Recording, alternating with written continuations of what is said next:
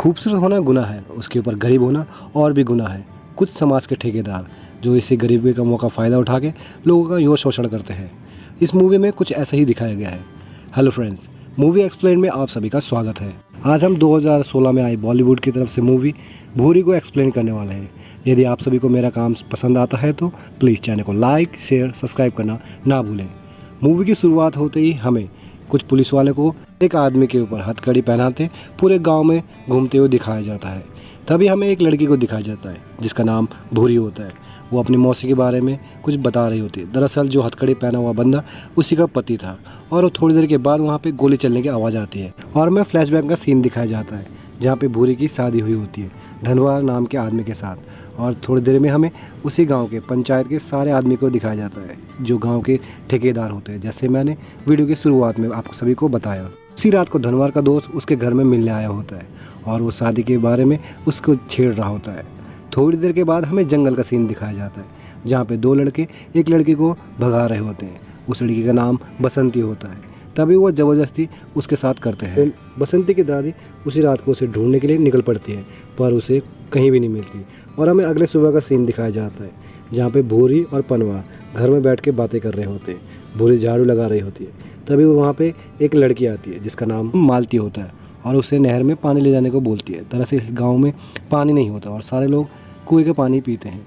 गाँव के वहाँ पे सभी लोग औरतें उसके बारे में बातें बोल रहे होते हैं। तभी मालती उससे कहती है जो तुम्हारे साथ बातें कर रही है थोड़ी देर के बाद देखो ये औरत कुछ पैसे के लिए उस पंडित का प्यास बुझाने जाएगी।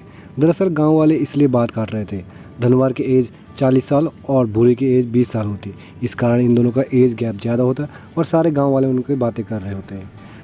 अगले सीन में बसंती की माँ को रोते हुए दिखाया जाता है। नहर के पास उसकी लाश मिली होती है और पुलिस वहाँ पे आके सारी चीज़ें छानबीन कर रही होती है। उनमें से भीड़ से पुलिस वाला एक लड़के को निकालता है और उससे पूछताछ करता है। उसके बारे में वो कुछ बोलता है। पुलिस वाला रिश्वत के तौर में उसकी चैन ले लेता है और उनको वहाँ से भगा देता है। थोड़ी देर के बाद हमें चौधरी नाम के शख्स को दिखाया जाता है जो उसी गांव का सबसे अमीर आदमी होता है और उसके साथ दो लड़के दिखाए होते हैं। जो लड़के थे बसंती का रेप करके पंडित के साथ बातें कर रहे होते हैं और हमें पुलिस वाले को वहाँ पे दिखाया जाता है जो उन लोगों को अरेस्ट करने आए होते हैं। और पुलिस वाला चौधरी से कहता है अगर तुम्हारे पे दम है तो उनको छुड़ा के दिखाओ, बोल के वो वहाँ से चला जाता है। रोज़ाना की तरह धनवार फैक्ट्री में काम करने जाता है जो कि ईंटे की भट्टी की होती है और उनमें से वही समाज के ठेकेदारों में से एक मैनेजर होता है जो ईंटे फैक्ट्री का मालिक होता है और वो भूरी का नाम लेके धनवार को काफ़ी छेड़ रहा होता है। और हमें उसी गांव के लाला को दिखाया जाता है। ये भी उन्हीं ठेकेदारों में से एक होता है जो कि औरतों को राशन दे के भला फुसलाता है। धनवार ईंटे के फैक्ट्री में बैठ के अपने दोस्त के साथ नहा रहा होता है। तभी उसका दोस्त कहता है तूने भाभी को रात को मुँह दिखाई करी या नहीं। धनवार उससे कहता है इस बारे में मुझे कुछ पता नहीं था। थोड़ी देर के बाद धनवार लाला के पास राशन लेने जाता है। लाला भूरी का नाम लेके उसे छेड़ता है और वो उसके मुंह पे पैसा मार के वहाँ से चले जाता है। पुलिस थाने में दो आदमी को मारते हुए दिखाया जाता है जो बसंती का रेप करके इस केस में फंसे होते हैं। तभी वहाँ पे हमें चौधरी को भी दिखाया जाता है जो वकील को लेके आया होता है पर पुलिस उनकी एक भी बात सुनती नहीं है और उन्हें केस के सेक्शन के बारे में धमका के वहाँ से भगा देती है।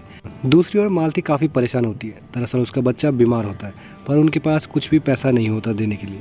तभी भूरी उसे हॉस्पिटल ले जाने के सजेस्ट करती है। चौधरी वकील के पास अपने बेटे की जमानत के लिए आया होता है। तभी वकील उसे बताता है यदि आपको बेटा छुड़ाना है तो 50,000 का खर्चा लगेगा। और हमें मालती को हॉस्पिटल में दिखाया जाता है। तभी डॉक्टर भूरी की तरफ देखता है और सारी दवाई उसे बताता है और मालती को कहता है मैंने सारी दवाई बता दी, तुम इससे पूछ लेना। उसे गंदी तरह से छूने लगता है। दूसरी ओर धनवार रोजाना की तरफ फैक्ट्री में काम कर रहा होता है। तभी उसे ज़ोर ज़ोर से खांसी आती है और वो गिर जाता है। उसका दोस्त उसे घर लेकर छोड़ता है। धनवार अपने घर आता है और अपने बीवी से बताता है कि मुझे खांसी के कारण मुझे आना पड़ा। तभी उसकी वाइफ दूध में हल्दी डाल के उसे पिलाती है। धनवार उससे कहता है आज खांसी होने के कारण उन्होंने मेरी आधी दिहाड़ी भी काट दी। मालती के बच्चे की तबीयत ज़्यादा ख़राब होती है। उसका पति काम में ना जाके अपने बच्चे का ध्यान रखता है। तभी वहाँ पे भूरी और धनवार आते हैं। धनवार उसे काम में जाने को बोलता है। उसका दोस्त कहता है 6 दिन से हमें पगार नहीं मिला और बच्चे की तबीयत ज़्यादा ख़राब है। तभी धनवार उसे समझाता है और काम में ले जाता है। काम में जाने के बाद एक मीटिंग बैठाई जाती है जहाँ पे उस ईंटे का मालिक सभी वर्कर को कहता है आज के बाद सभी को आधा पगार मिलेगा। दरअसल चौधरी के बच्चों को पुलिस वालों से छुड़वाना है, जो कि 50,000 रकम है, काफ़ी बड़ी रकम है। ये सब आपसे कटेगा। धनवार इस चीज़ का विरोध कर रहा होता है। तभी ईंटे का मालिक उसे नौकरी से निकाल देता है और कहता है यदि तुझे काम करना है तो एक रात के लिए भूरी मेरे पास छोड़ दे।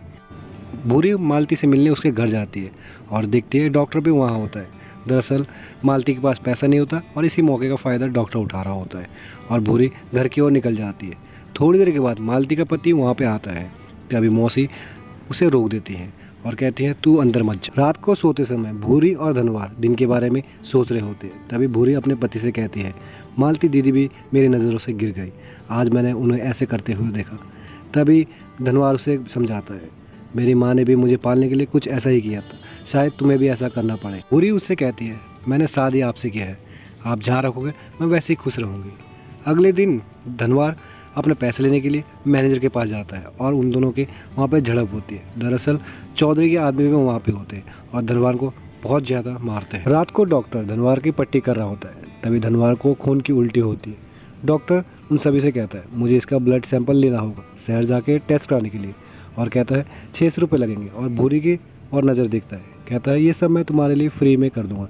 दरअसल ये भूरी के साथ भी वही करना चाह रहा होता है जो इसने मालती के साथ किया था, पर भूरी उसे मना करती है और कहती है हम पैसे दे देंगे, और डॉक्टर वहाँ से चले जाता है।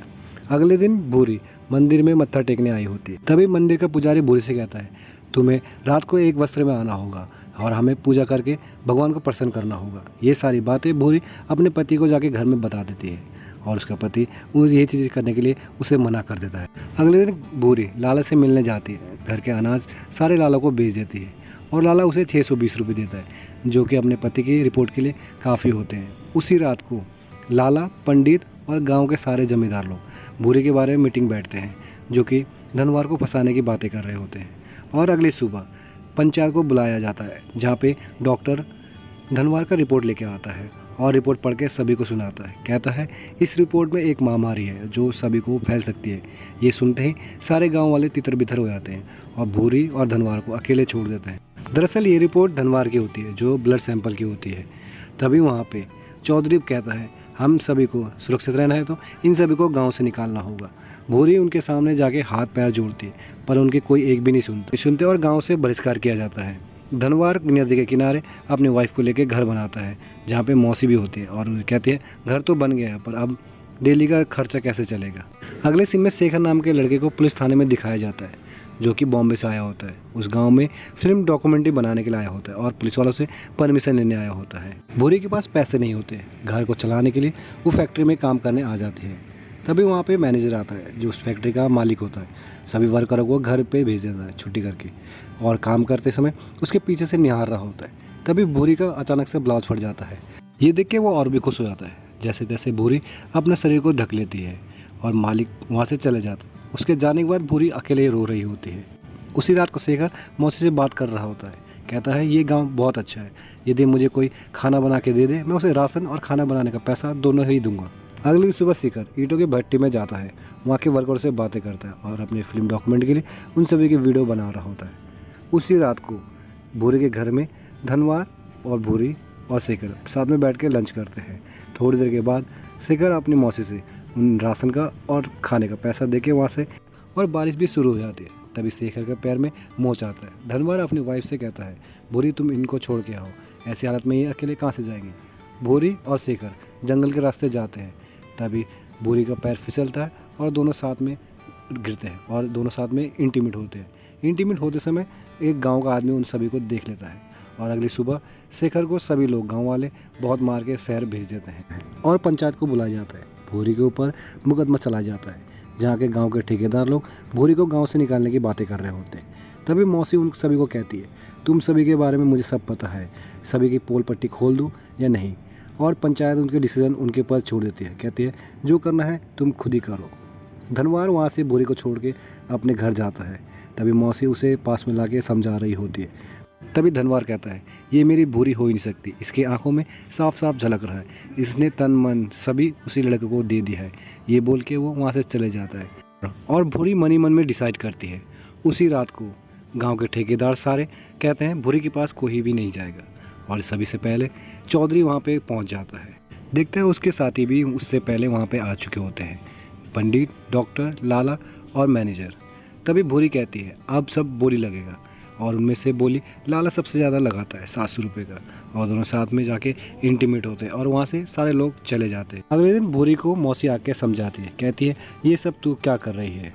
तभी भूरी उसे जवाब देती है जिस दलदल में मैं जा रही हूँ इसके बाद कोई भी गाँव की औरत कभी भी इस दलदल में नहीं फंसेंगी।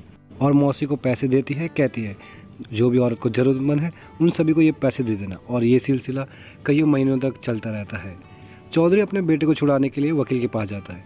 वकील उसे आइडिया देता है यदि तुम उस बुढ़िया से जाके बात कर लोगे तो पैसे दे के निपटा सकते हो। अगले दिन चौधरी बसंती की माँ के पास जाके बातें करता है। तभी बसंती की माँ कहती है एक पागल के लिए 5,000 रुपये बहुत ज़्यादा है, पर चौधरी के बेटों के लिए ये कम है, और एक कहानी सुनाती है। कुछ साल पहले बहू बेटे शहर गए थे। बहू को पेट में जो बच्चा पल रहा था वो तेरा ही खून था, और जो खून था वो बसंती थी, और तेरे बच्चों ने ही अपनी बहन का रेप कर दिया है। ये सुनते ही चौधरी निराश होता है और घर चले जाता है। अगले दिन उसकी मौत हो जाती है, जहाँ पे उसके सारे पार्टनर आए होते हैं। ऐसे ही दिन बीतते जा रहे होते हैं, तभी गांव में महामारी फैल जाती है, जहाँ पे सभी मर्द मर रहे होते हैं। ये सारी बातें पुलिस को पता चलती है। पुलिस पता करने के लिए गांव जाती है, और हमें डॉक्टर को अपनी बेटी को मारते हुए दिखाया जाता है। दरअसल कुछ टाइम पहले उसकी बेटी बीमार हुई होती है और उसने ब्लड सैंपल लिया होता है। उसी से पता चलता है ये भी वही महामारी की शिकार हो चुकी होती है, और वो उस लड़के का नाम भी बता देती है। गाँव में सारे डॉक्टर आए होते हैं, सभी का रिपोर्ट लेते हैं। गाँव वाले कहते हैं ये बीमारी धनवार से फैली थी, और डॉक्टर उन्हें लाने को कहते हैं। तभी सारे गांव वाले मिलके धनवार को लेके डॉक्टर के पास आते हैं, और हमें रिपोर्ट में पता चलता है एक गांव में वही था जिसको इस महामारी की बीमारी ने छुआ नहीं होता है। और डॉक्टर सभी से माफ़ी मांगता है और अपने सारे साथियों का नाम लेता है। सारे गांव वाले भड़क जाते हैं और उसके ऊपर हमला करने जा रहे होते हैं। तभी पुलिस वाला गोली चला देता है, और हमें प्रेजेंट का सीन दिखाया जाता है, जहाँ पे पुलिस वाला डॉक्टर के सभी साथियों को गाँव वाले के हवाले कर देता है और वहाँ से चले जाता है। थोड़ी देर के बाद धनवार को एक खबर मिलती है। वो दौड़ दौड़ा घर जाता है और देखता है भूरी की मौत हो चुकी होती है। इस मूवी में आप सभी को क्या मैसेज ठीक लगा मुझे कमेंट सेक्शन में अपना राय जरूर दें। और मूवी का एंड होता है यहीं पे। आप सभी को ये वीडियो कैसा लगा प्लीज़ कमेंट सेक्शन में बताएं। चैनल को सब्सक्राइब करें और साथ में बेल आइकन को दबा दें। यदि मेरा काम आप सभी को अच्छा लगा है तो अपने फैमिली मेम्बर और फ्रेंड के साथ ये वीडियो ज़रूर शेयर करें। धन्यवाद, मिलते हैं नेक्स्ट वीडियो में।